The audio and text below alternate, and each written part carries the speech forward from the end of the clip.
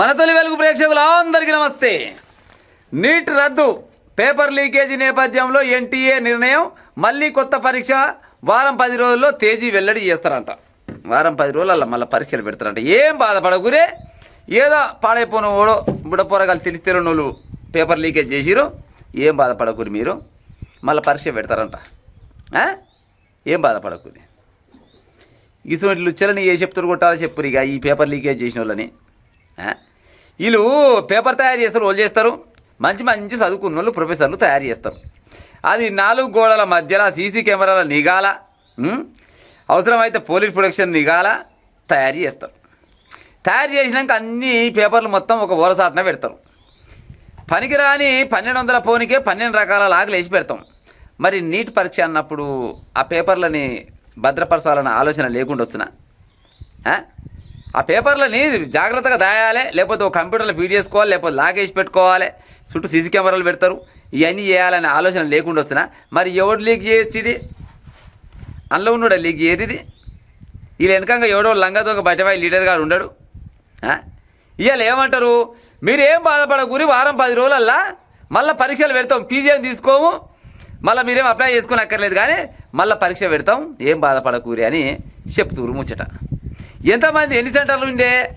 570 సెంటర్లల్లా దగ్గర 23 లక్షల మంది నీట్ పరీక్ష రాస్తుంది పోతే అందులో అప్లై చేసుకుంటే 96 అంతేనా, 96.9% ఎంతో చిల్లర గంతమంది పరీక్షకు హాజరయ్యారట. అంటే 96% మంది పరీక్షకు హాజరయ్యారు.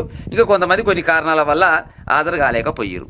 గంతమంది పరీక్ష రాసి వచ్చినాక ఏం చేస్తారు? పరీక్ష రాసిన వాళ్ళు, అమ్మాయ ఈసారి మాత్రం నేను బయటపడుతుండొచ్చు, నాకు ఎంతో కొంత కొలు దొరుకుతుంది, ఇంత పని దొరుకుతుంది, నా ఇల్లు మొత్తం బతుంది, పెళ్ళి అయిన వాళ్ళు నా భార్య పిల్లలు బతారు, అప్పుసప్పులు తీరితే ఉద్యోగం వస్తే అనే ఆలోచనతో ఉంటారు కదా. కోటి కళలు కనుక్కుంటా వాళ్ళు కూర్చుంటారు.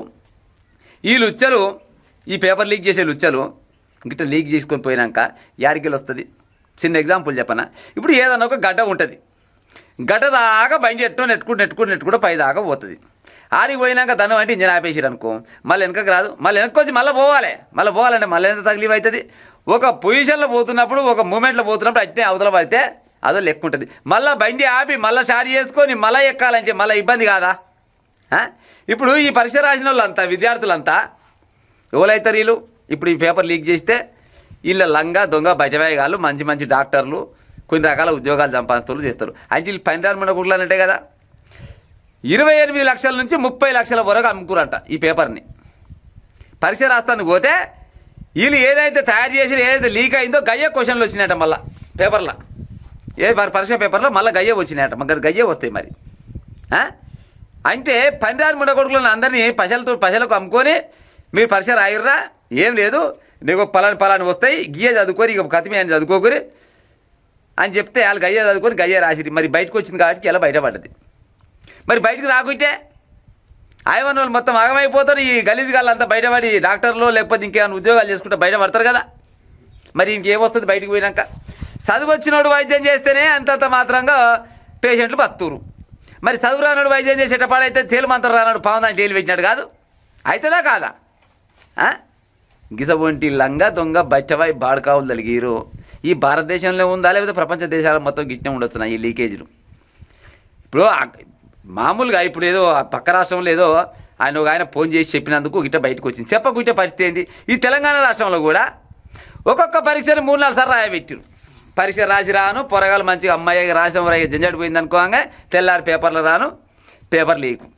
గిట్లా ఒక్కడే పరీక్షని 3-4 సార్లు రాసిన వాళ్ళు చాలా మంది ఉన్నారు. మళ్ళీ ఇవాళ ఈ పరీక్ష రద్దు అయిందంట. మళ్ళీ పైన ఏమంటారంటే ఏం బాధపడకూరి, మళ్ళీ మేము పరీక్షలు పెడతాం. మీకు చదువు విలువ తెలవాలంటే ఇంకా ఓయూకో కేయూకో పోయి చూడురి. ఉప్పిడి ఉపాసం ఉండి చదువుకొని ఉద్యోగాల కోసం ఎదురు చూసి గడ్డం మిసాలు నెత్తి అన్నీ తెల్లగా అయిన వాళ్ళు చాలా మంది ఉన్నారు. మేము ఎక్కడికుంటున్నారు అంతా చదువు మీద ఎంతో కొంత ప్రేమతోటి చదువు మీద చదువుకోవాలి, రేపన్నాడు ఏదైనా ఉద్యోగం సంపాదించాలి, ఉద్యోగం వస్తేనే ఊళ్ళో అడుగు పెడతా, ఉద్యోగం వస్తేనే పెళ్ళి చేసుకుంటా అనుకుంటారు కొంతమంది.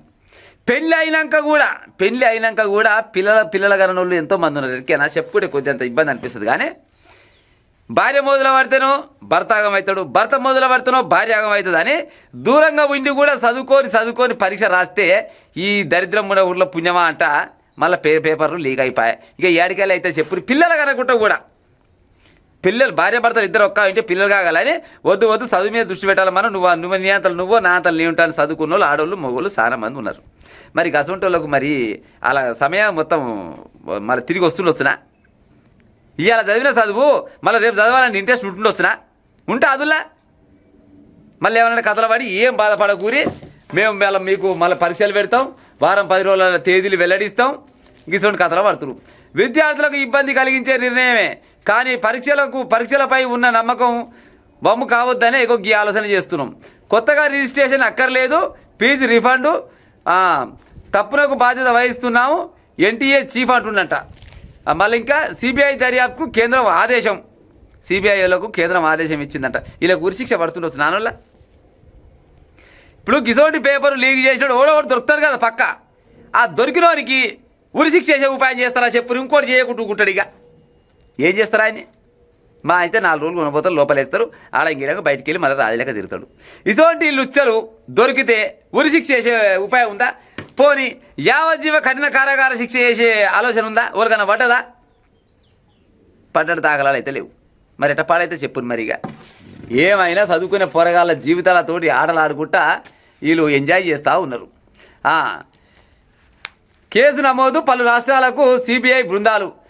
గెస్ట్ పేపర్ పేరుతో ప్రశ్నపత్రం లీకేజీ, కెమిస్ట్రీ బయాలజీలో అవే ప్రశ్నలు. మరి ఏదైతే ప్రశ్నలు ఏదైతే లీకేజ్ అయిందో అయ్యే ప్రశ్నలు వస్తాయి. మరి బయటికి వెళ్ళి వస్తాయి.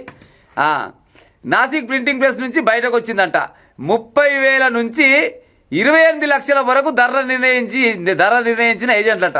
30,000 నుంచి 28 లక్షల రూపాయల వరకు చూడురు. మరి 38,000 కాంచి మొదలుకుంటే 28 లక్షల రూపాయలకు పేపర్ అమ్ముకొని 28 లక్షలు కాదు ఇంకంతకంటే ఎక్కువ కూడా ఇచ్చి కొంత చదువు రాను ఏం చేస్తారు? చదువు రాదు ఏమి రాదు. మరి ఇప్పుడు పరీక్ష రాసి బయటపడ్డాక ఇక ఆడు ఏం చేశాడు పాడై వానికి ఏమి రాదు. ఇంకేం వస్తుంది అంటే నెల జీతం కావాలి, నేను పెద్ద ఆఫీసర్ అని చెప్పుకోవాలి బయట, అంతే లెక్క. ఇక్కడ చదివినోడు మాత్రం సంగనాకి పోవాలి, ఈ లంగ దొంగలు మాత్రం బయట పోవాలి. ఏపీ తెలంగాణతో పాటు పలు రాష్ట్రాల కోచింగ్ సెంటర్లకు గెస్ట్ పేపర్. రాజస్థాన్లోని ఓ హాస్టల్ నిర్వాహకుడి ద్వారా ఎన్టీఏకి సమాచారం. రాజస్థాన్లోని ఓ హాస్టల్ నిర్వాహకుడు, హాస్టల్ ఓనరు ఆయన చెప్పితే ఇది బయటకు వచ్చింది. లేకపోతే ఇక అంతే సంగతులు. చదివినోళ్ళు ఏం చేస్తాడు? పరీక్ష రాసి పాస్గా అయిదాం అనుకుంటోళ్ళు పుస్తకం మొత్తం చదువుతారు. ఏదొచ్చినా రాస్తట్టు ఉండాలి. ఆయన ఎంత దిమాగ్ పెట్టాలి, ఎంత టైం వృధా చేయాలి, ఎంత టైం కేటాయించి చదువుకోవాలి. కానీ ఇటువంటి లంగలు ఏం చేస్తారు? ఏదైతే క్వశ్చన్లు 10, 12, 20 క్వశ్చన్లు వస్తాయో ఇంకా 20 చదువుతాడు. ఇంకా చదివేది ఎందుకు? అవసరమైతే ఒకసారి ఎంతో కొంత నాలెడ్జ్ ఉన్నోళ్ళే ఉంటారు. ఇక 20 క్వశ్చన్లే చదువుకొని ఆ 20 వచ్చిన కాడికి వచ్చినట్టు రాసి మక్కి రాస్తే అంటే ఇంకా అయిపోయాయి. ఇంకా ఆడు పాస్ అవుతాడు. ఈ పుస్తకం మొత్తం చదివిన ఆయన గోవింద మంగళం అవుతాడు. కాడా బయటవేయగల తలిగిరి భారతదేశంలో చదువుటోళ్లకు స్పాట్ శిక్షలు వేసే ఉపాయం చేయలే కానీ వేసిపాడు కాదు. రాజస్థాన్లో కోటాకు పోటీగా ఎదుగుతున్న శికార్.